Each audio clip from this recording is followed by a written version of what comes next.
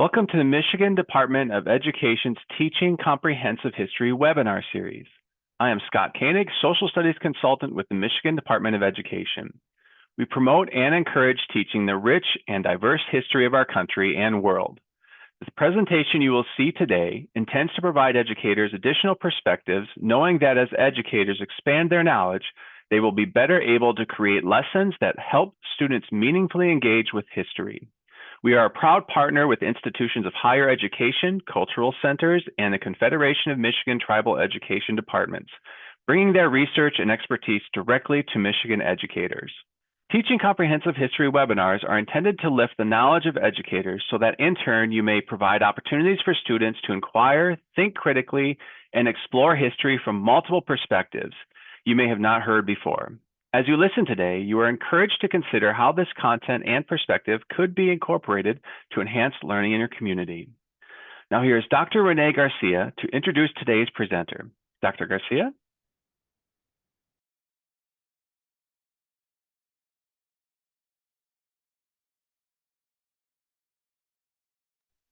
It's gonna help if I take that off. Thank you. Xavier Jack is a music educator at the Charles H. Wright Museum of African American History in Detroit, Michigan. Xavier's lifelong immersion in music has led to his diverse musical interests and talent. As a child, he took up guitar, piano, and violin at Wayne State Weekend School of Music. He then focused on violin and joined the Detroit Symphony Orchestra's Power of Dreams student project, eventually joining Detroit's Civic Youth Ensemble, playing both classical and creative jazz, simultaneously performing as an African drummer and dancer with Heritage Works. It wasn't until he performed with fellow lyricist Mike E. that he found his knack for poetry and decided to merge it with his music. He created songs and performed at Detroit's African World Festival, opened for the Last Poets Music Youth Theater, and performed at a concert commemorating the life of Jay Dilla, from which he caught the attention of the late amp fiddler and took him under his wing and helped him create his first project, King Rose. The Wright Museum program celebrates the richness and resilience of African American music, paying tribute to the groundbreaking artists who turned cultural expression into a driving force of social change. Welcome, Xavier. We are honored you are here with us today.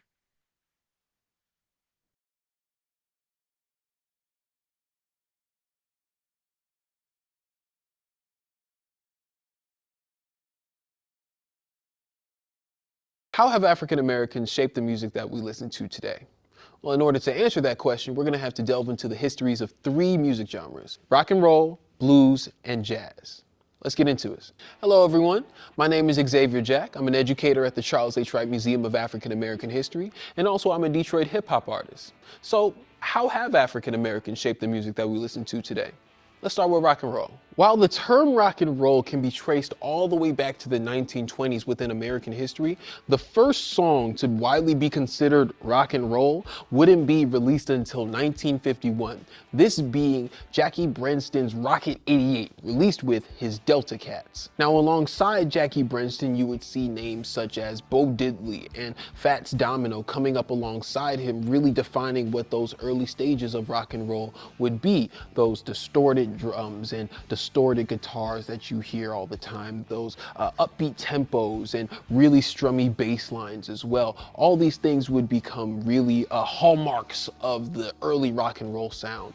And coming into the 60s, you would see an explosion of popularity for rock and roll, with names such as Elvis Presley and the Beatles coming into the mainframe. And it will be here at the turn of the decade, from the 60s coming into the 70s, where rock and roll will see its first peak, right? Both monetarily and popularity wise. You would see so many rock and roll bands coming out and trying to release music that nothing was really sticking anymore, and artists would need to start branching out and creating subgenres of rock and roll in order to make their sounds heard. This will include artists such as Jimi Hendrix in psychedelic rock, David Bowie in glam rock, and you will also find bands such as Kiss really delving into the metal scene.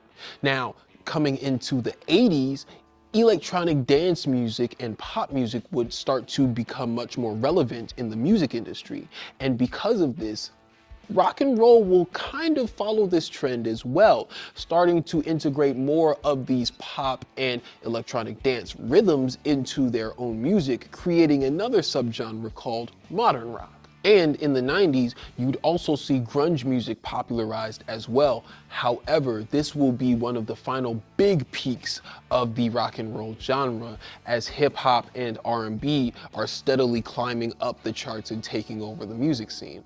Now that we've had a brief lesson in the history of rock and roll, I want to get into two artists who are arguably fundamental in the makings of this genre.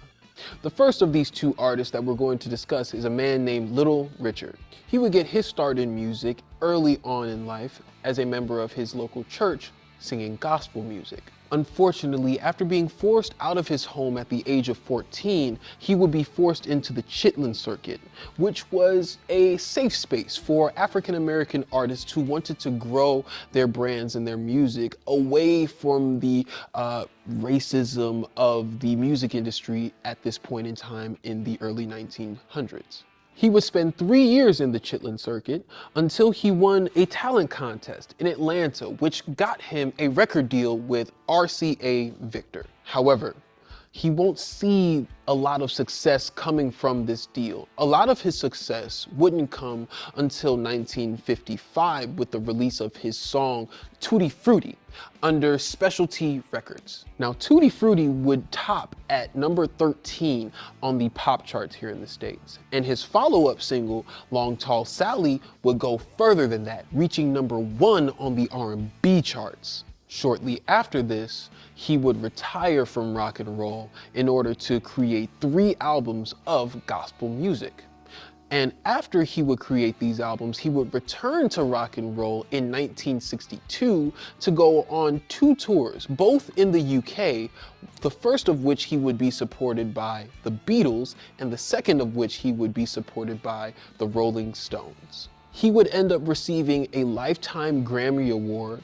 He would end up being inducted into the Hall of Fame of Rock and Roll, and he would receive a star on the Walk of Hollywood. The second rock and roll artist that we're going to discuss goes by the name of Chuck Berry. Chuck Berry was born on October 18th, 1926 in St. Louis, Missouri.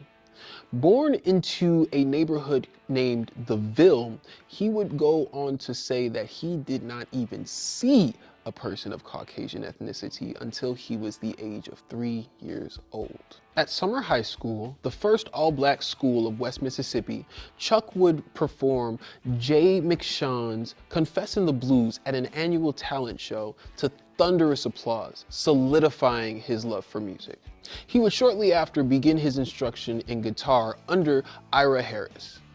In 1955, while searching for a record deal in Chicago, he would meet blues artist Muddy Waters, who would point him in the direction of Chess Records. Weeks later, after writing and recording his song Maybelline, he would take a copy of it to Chess Records, where he would be offered a contract almost immediately. Maybelline would end up reaching number 1 on the R&B charts and number 5 on the pop charts here in the United States. He would continue his hot streak in the music industry, releasing songs such as Roll Over Beethoven, Too Much Monkey Business, Brown-Eyed Handsome Man, and would also breach racial gaps in his audience with songs such as Sweet Little 16 and Carol. After his success, he would have a run-in with the law, resulting in a 20-month stay in prison.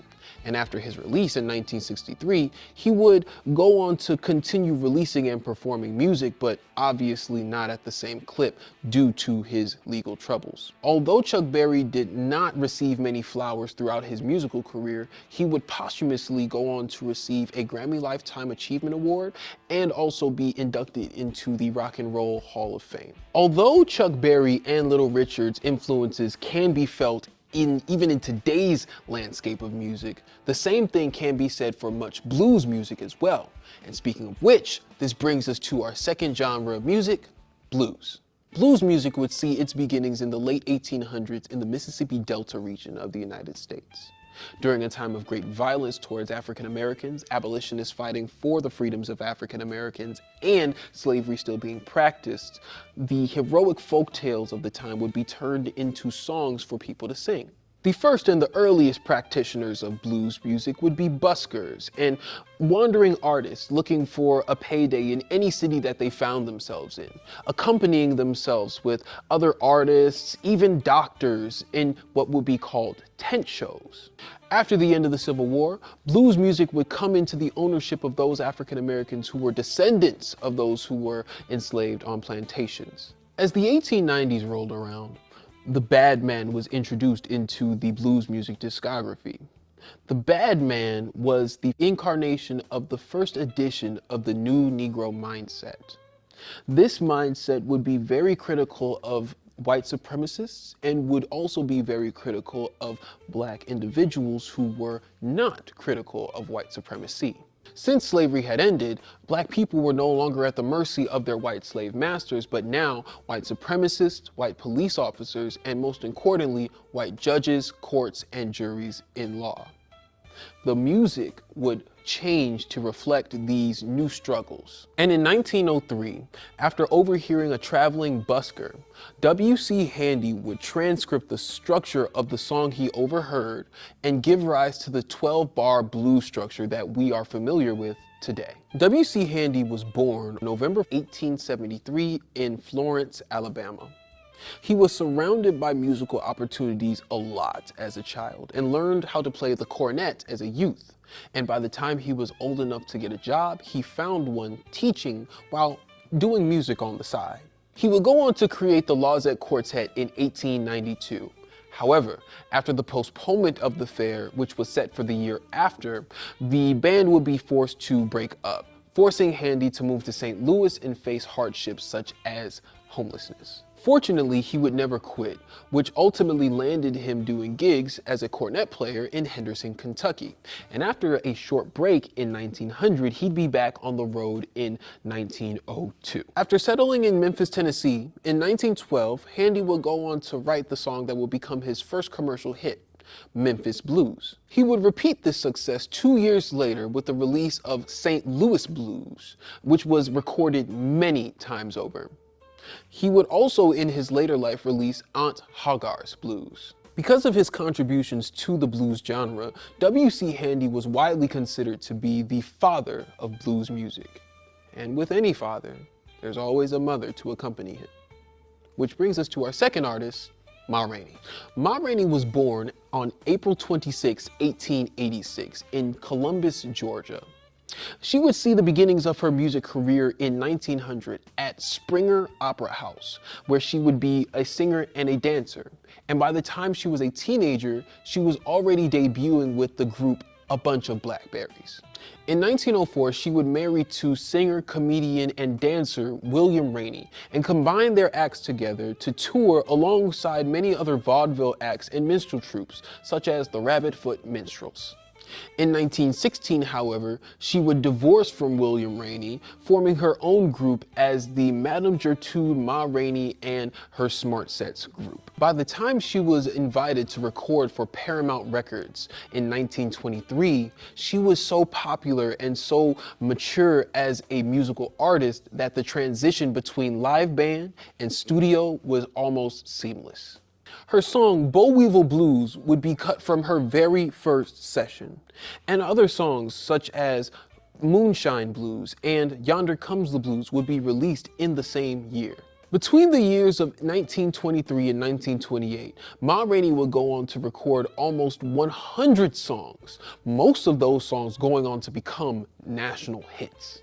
Now that we've heard about two blues pioneers, let's jump back in time for one more history lesson. Jazz was founded and made popular in the southern regions of New Orleans, built off of the foundations of big band, ragtime, and blues. Although there are many arguments surrounding this, it's widely considered that Buddy Bolden, a cornet player, was the first jazz player ever.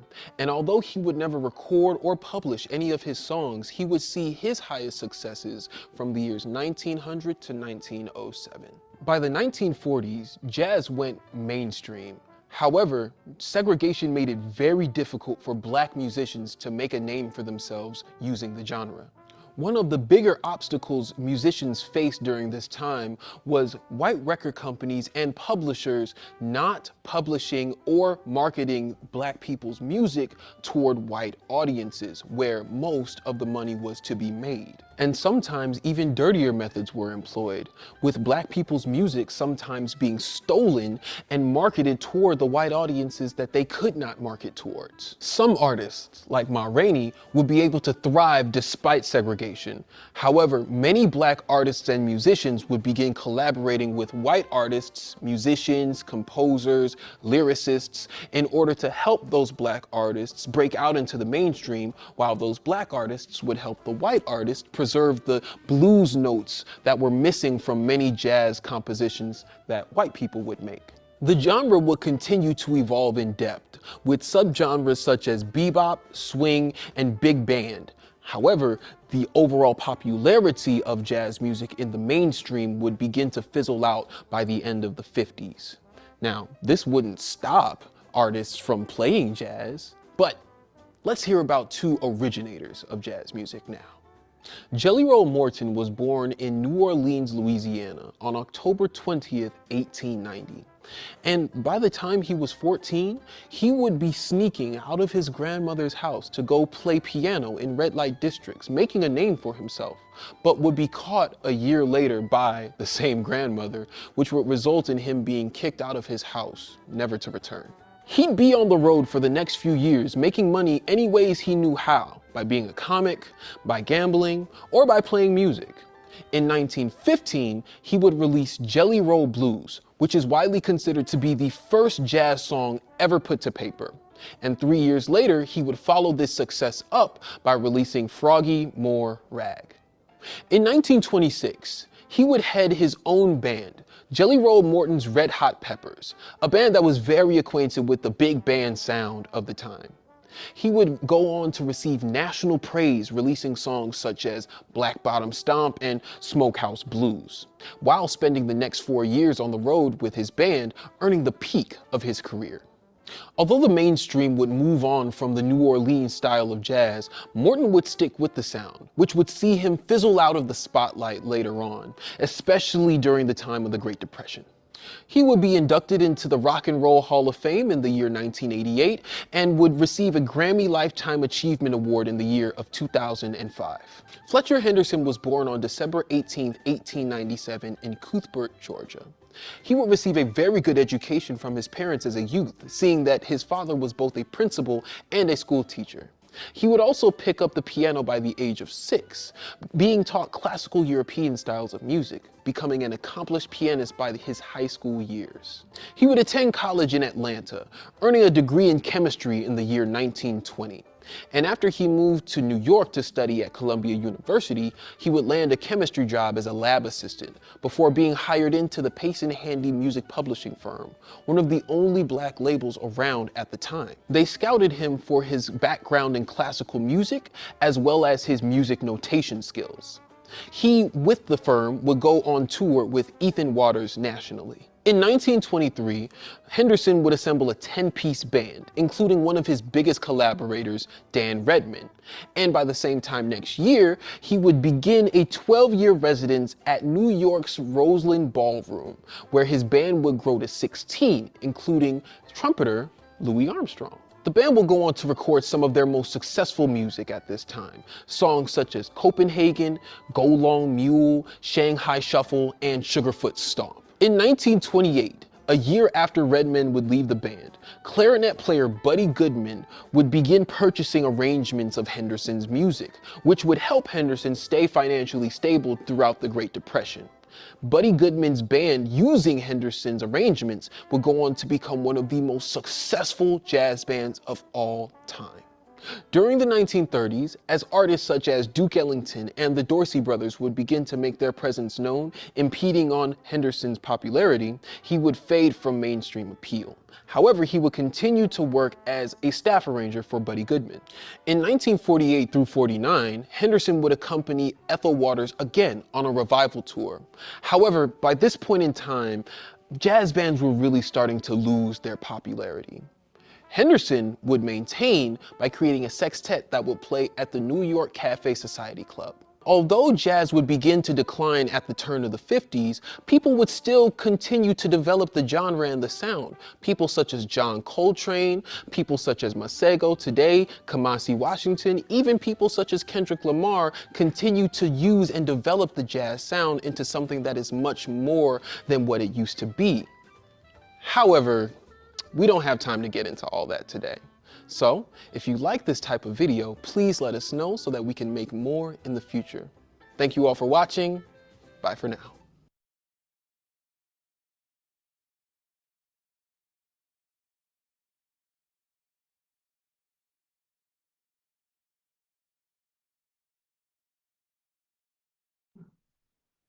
All right, all right.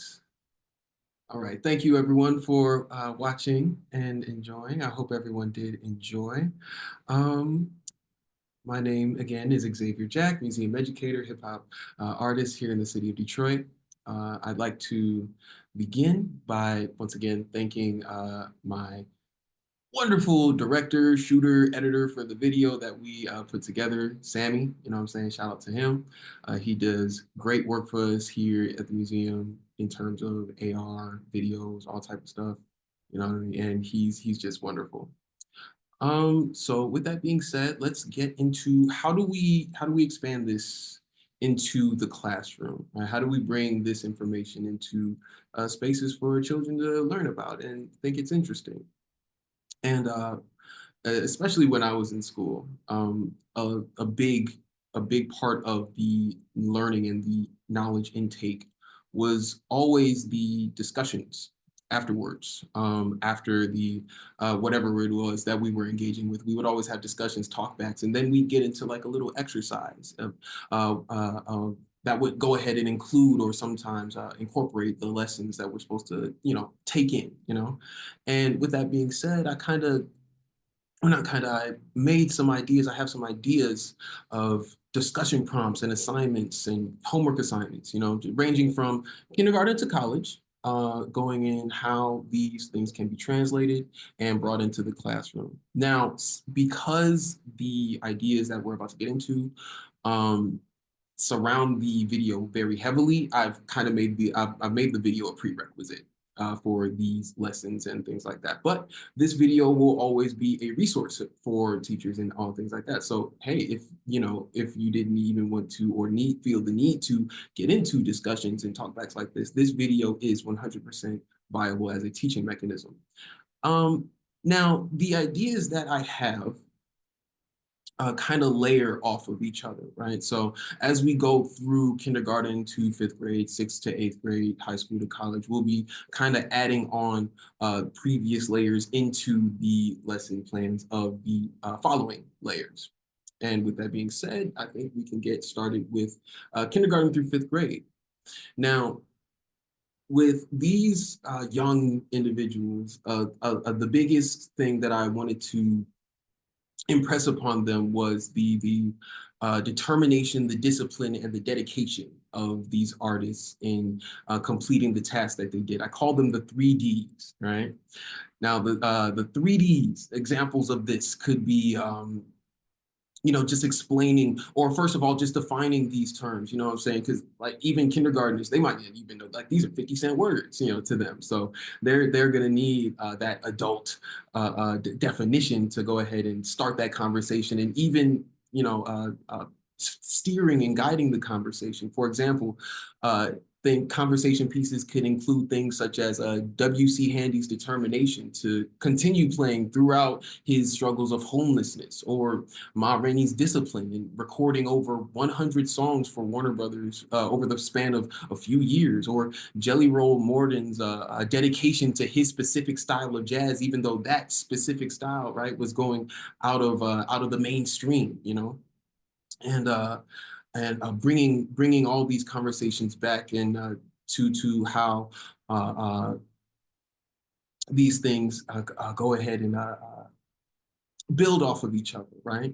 And I also created a little bit of a jingle, right, for kids to kind of go ahead and sing while they're going ahead and learning this stuff. And I think honestly, this can be applied to all age groups, but I made it specifically for the little kids, and I'll just do it for you now. It goes, I know a cat that played so much blank, right? Say the name right there. So I know a cat that played so much blank, and blank was their name.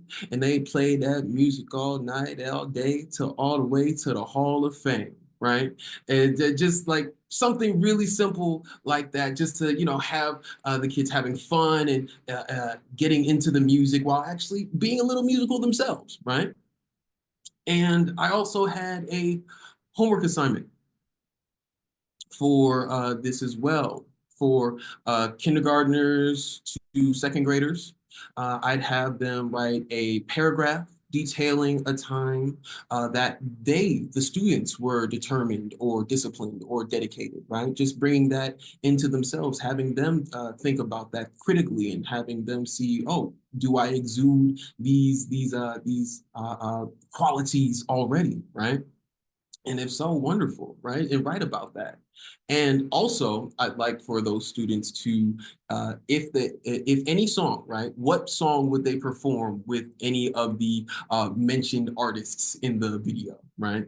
And for third to fifth graders, I'd have that to be 2 to 3 paragraphs, you know, just something a little bit more. And from there, we can move to the middle schoolers.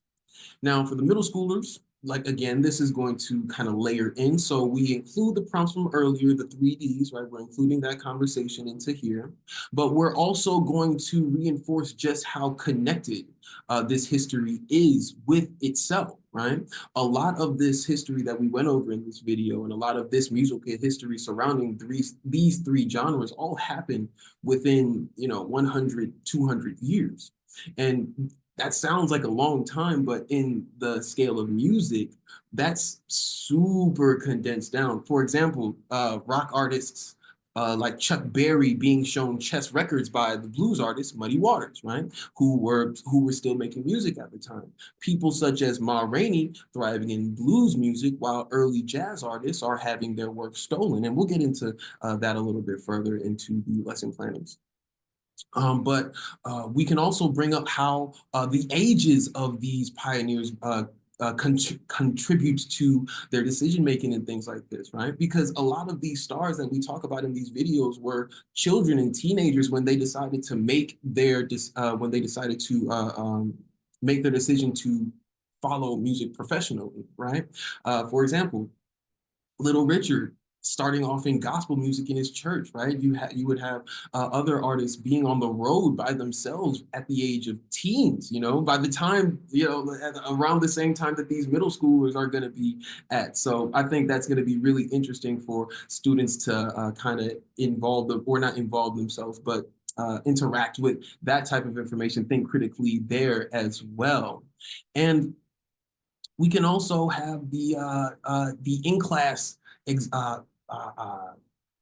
workshop, or the in-class talkback, or after the talkback, to be writing a blues song, right? So I wanted these students to take the 12-bar structure from W.C. Handy and actually create a 3-verse blues song from that formula. And because the blues formula is very simple, I thought that would be a very fun and simple thing for kids, especially like older kids, to go ahead and do, kind of create for themselves. And unfortunately for the middle schoolers, I did not have a homework assignment.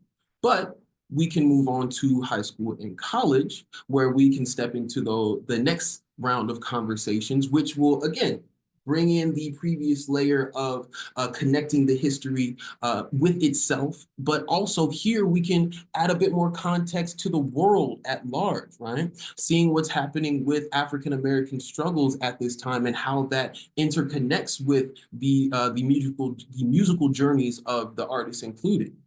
For example, you could say things such as Ma Rainey becoming a successful touring artist before she could vote in the year 1920 with the 19th Amendment, right? Or how the Great Depression and not the Civil War, but the Second World War affected artists such as Jelly Roll Morton and Fletcher Henderson. And we went over that a little bit briefly in the video, right? And here we can also open up the conversation, the floor to discussion on the erasure of Black music and work as well, and ways that students would or combat that if they felt that they could. And again, we can bring examples from the video. For example, Tutti Frutti, right, by Little Richard. Although that was a huge record reaching number 13 on the Billboard charts, that song would be recorded a number of times after its initial recording in 1995. Another example would be Hound Dog by Big Mama Thornton, which would eventually be covered and brought into the mainstream by none other than Elvis Presley, right? So these are just examples of that Black work being erased, and not it, and if not erased, then definitely covered up, overshadowed, things like that, right? And for the in-class experiment, for the in-class collaboration here, I wanted it to be Jeopardy, right? A Jeopardy board that will kind of bring towards or bring in all of the fun facts from the video, anything that you teachers might want to bring in yourselves, right? All of that stuff can be brought into the Jeopardy and have a really good time with the students doing that. And we can also, I should have put this in the discussion piece, but I also wanted to address how the N-word, right, should be addressed in teaching this music, because this is obviously historically contextual with everything that's going on. And I would say that it's best to avoid bringing it into the conversation, like, as a whole, like, because of the historical context of it, and because the moral weight of the word itself falls to the individual, right? I'd say that the best way to address it is to emphasize its inappropriateness, especially in the classroom, and really just leave it at that, Now, for homework, for the high school students, because high school students need homework, the students will go ahead and pick the name of someone who did not get expounded on in the video. For example, Fats Domino, Bo Diddley, Louis, not Fannie Lou, who am I thinking about? The trumpeter, Louis Armstrong, there we go. Jimi Hendrix, right, Bo Diddley, and all of these individuals can now be expounded on in their own kind of bios that will be turned into maybe 1 or 2 pages of research, or for college students, 3 to 5 pages of research, for them as well. And with that being said, that is what I had for for my presentation. And if there are any questions, I'm open to those now. Thanks, Xavier. Those are excellent starting grounds and examples. We're getting like, hey, that's a really great idea. I hadn't thought about that, and that kind of with our background. So thanks for starting out the platform for us to chat about. Here's a first one, kind of a simple, I don't know, simple, but a nice foundational concept is being shared. And here's a question. Can you provide a definition of or a comparison of the chart, so pop chart versus R&B? Maybe you could share your thoughts around that.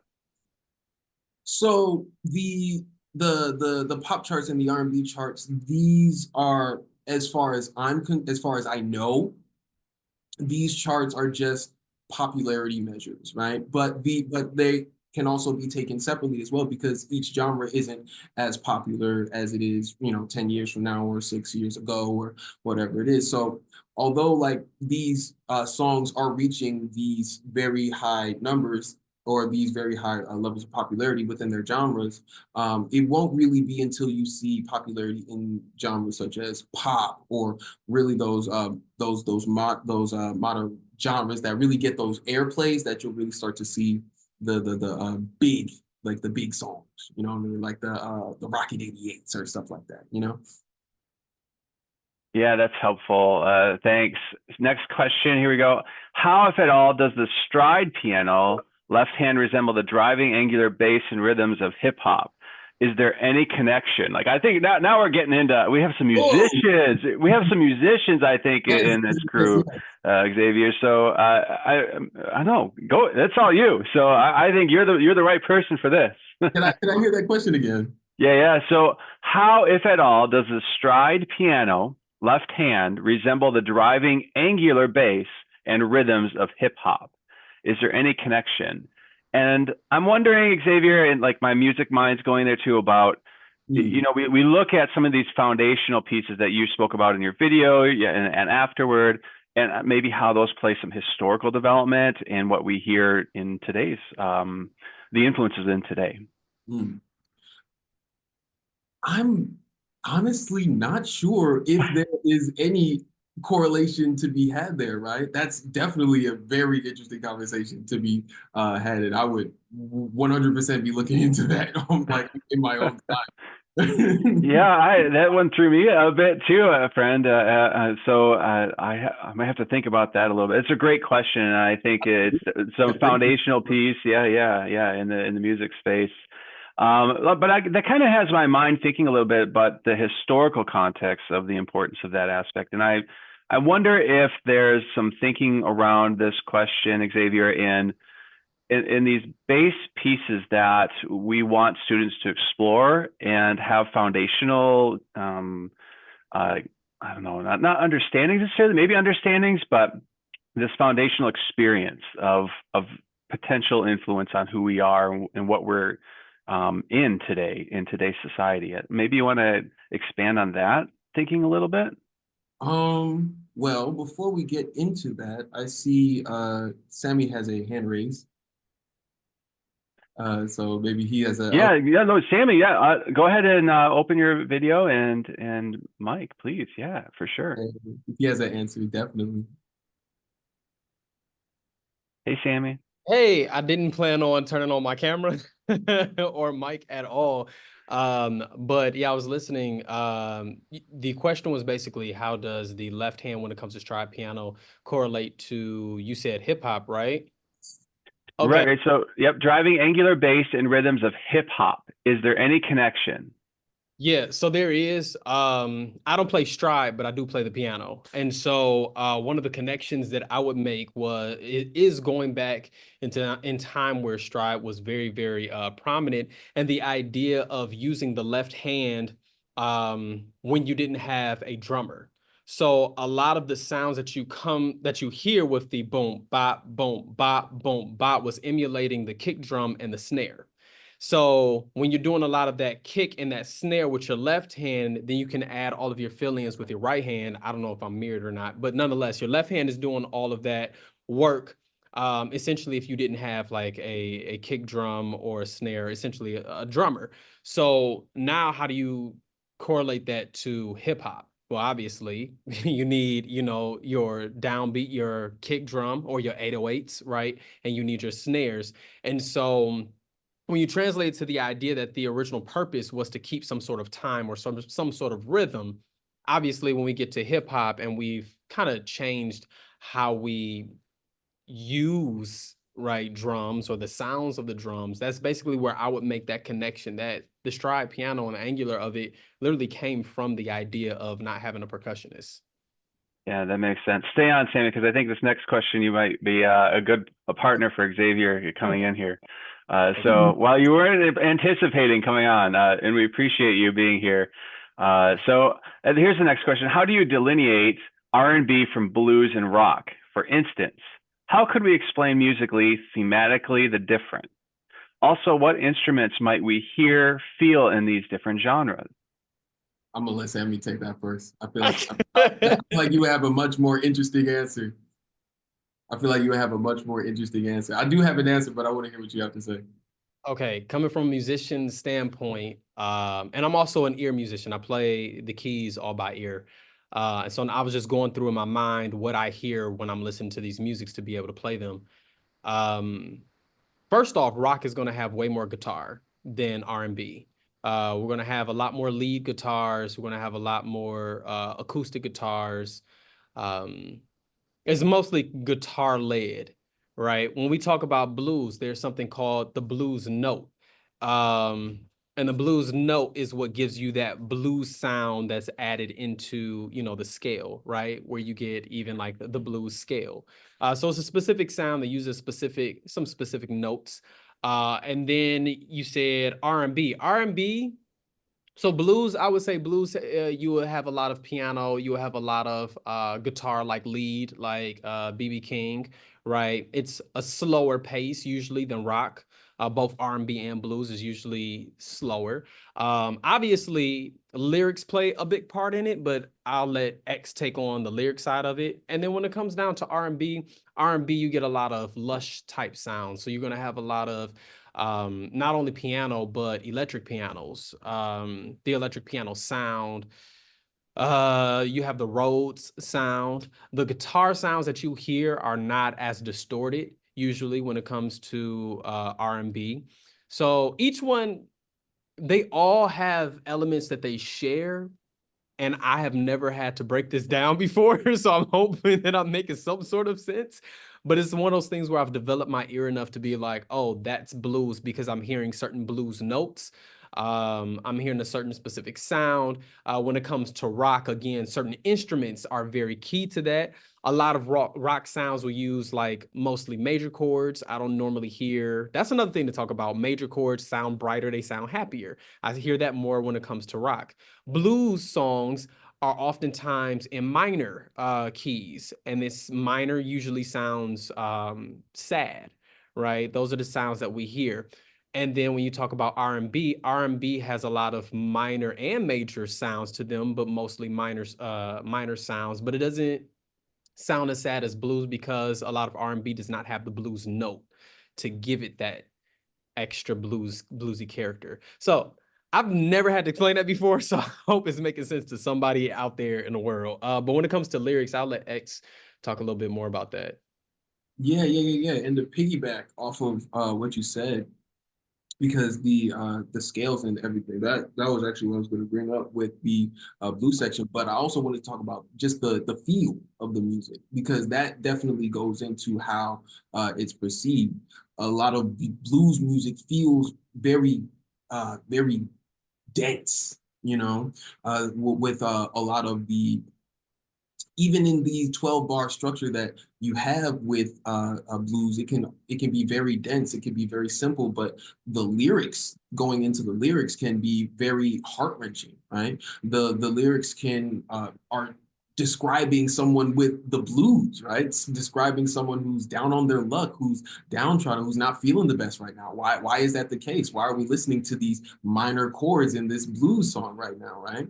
And moving to rock and roll, that gets or actually let's move to R&B, rhythm and blues, right? Because now we can add a little bit more rhythm in there, and when I hear rhythm and blues, I usually hear love songs, right? I hear songs about love, and if not songs about someone being in love, someone falling out of love, or someone having a hard time with love, or someone having a hard time with themselves. It's again very introspective, but there's a bit more levity, there to be had. With rock and roll, it's very upbeat, right? I don't think you find a rock and roll, except maybe for like ballads and things like that, where you'd find slower tempos, right?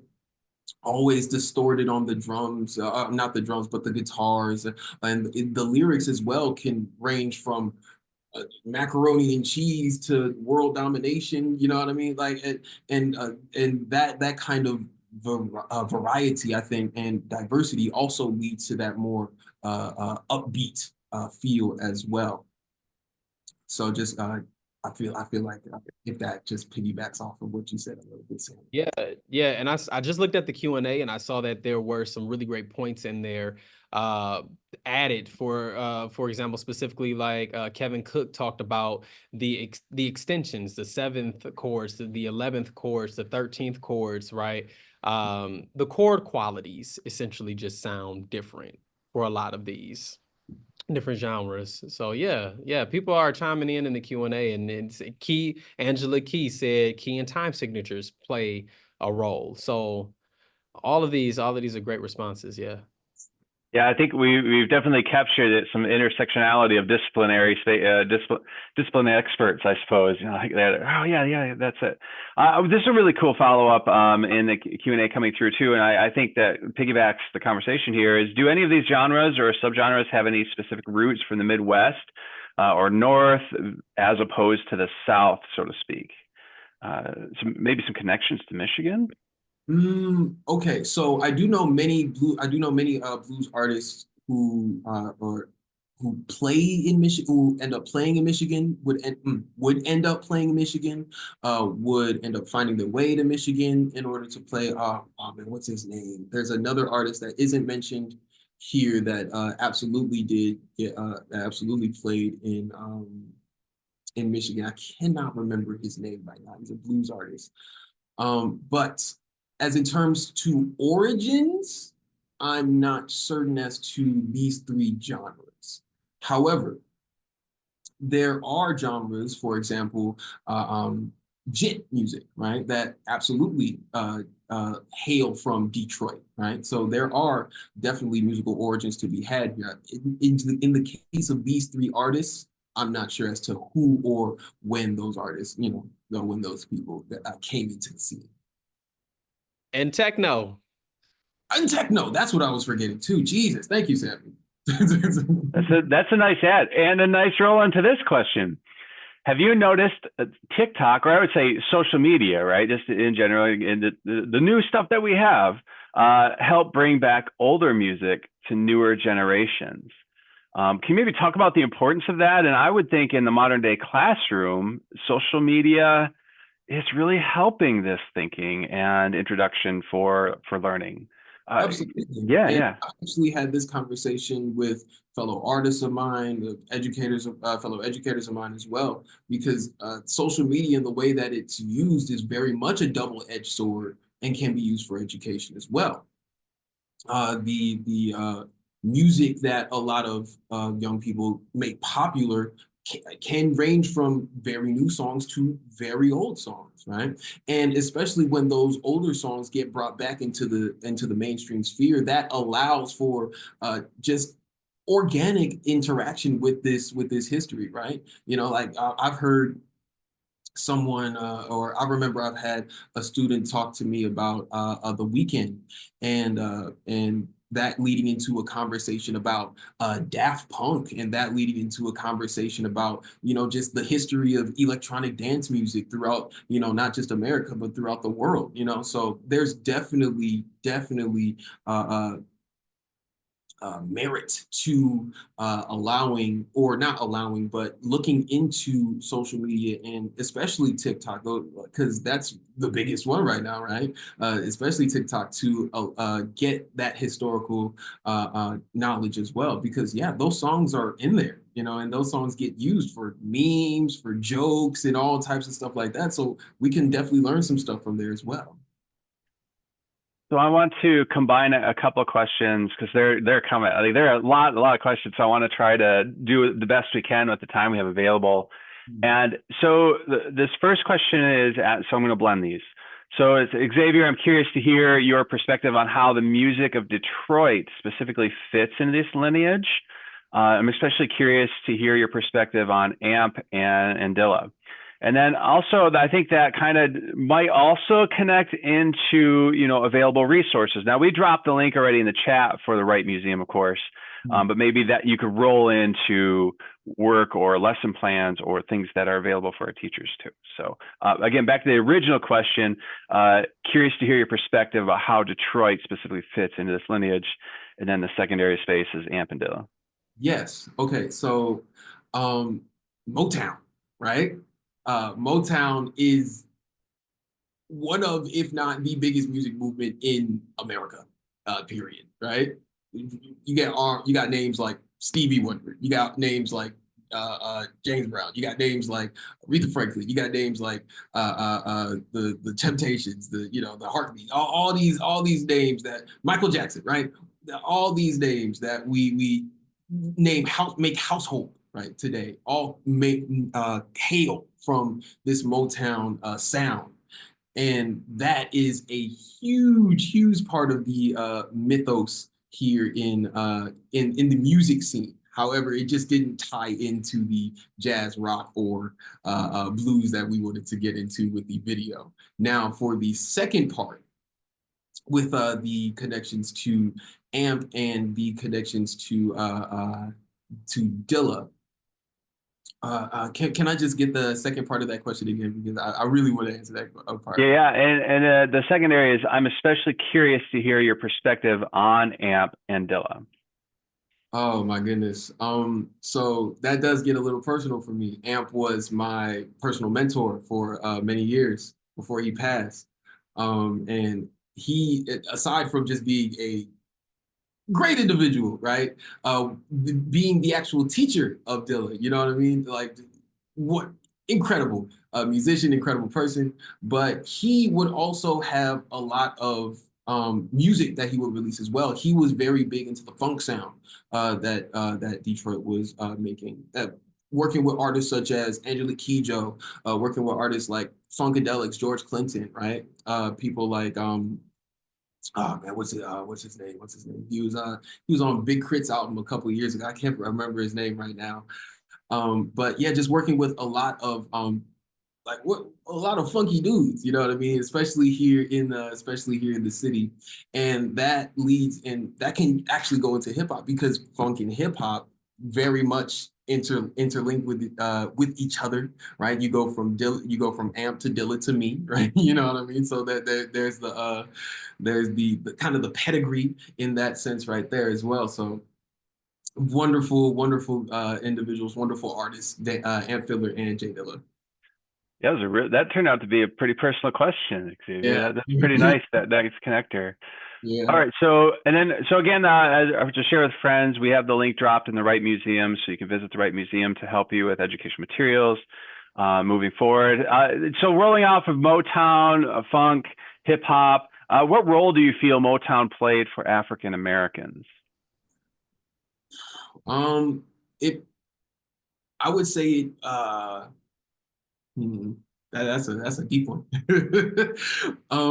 I would say that at least on a surface level, that Motown serves as a hub for or a library for African American hits. You know, just so many from Superstition to Billie Jean to Respect, right? Um, and all of these songs, all of these artists go on and speak about dang it, what's going on, Marvin Gaye, right? All of these artists go on and speak not only about themselves, but they also get a little political. They also get a little they also speak a little bit about their environment. They also speak of the times that we live in, right? uh, Michael Jackson again comes to mind. All I want to say is that they don't really care about us, you know what I mean? Or people like Stevie Wonder reminiscing on how good he would have it in his early youth and how things have changed as he realizes just how adulthood works, right? And his place in it, you know, all of the Aretha Franklin with RESPECT. That's all she needs, right? So like all of these just really start really bringing African Americans together and also uplifting, right? The big point of all this, just the uplifting of African Americans in this sphere as well.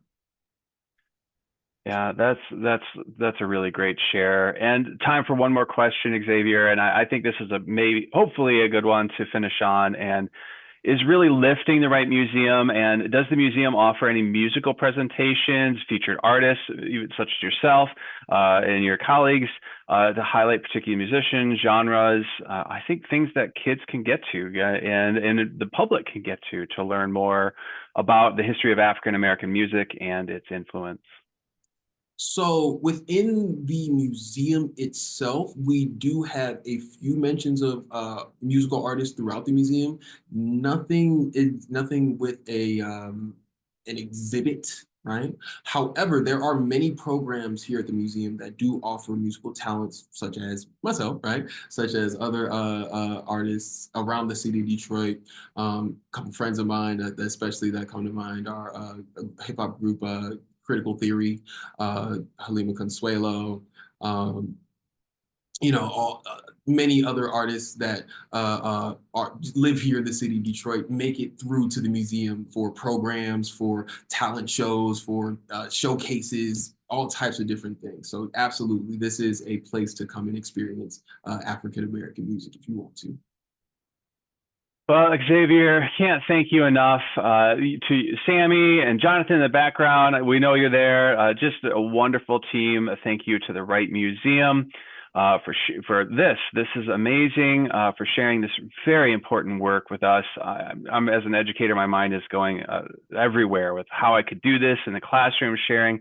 This is just awesome, lack of term, just awesome. So your efforts are important to Michigan educators and leaders as it provides support for teaching comprehensive history within our classrooms.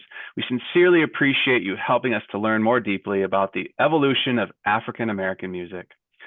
Dr. Rice reminds us that as members of a diverse state, nation, and world, schools, staff, and students need to know our rich, complex history. These powerful webinars, along with provided resources, encourage Michigan educators and school leaders to deepen their knowledge. As stirring as some of our history is, we have a responsibility to teach it all. Thank you all for joining us today, and have a great rest of your day.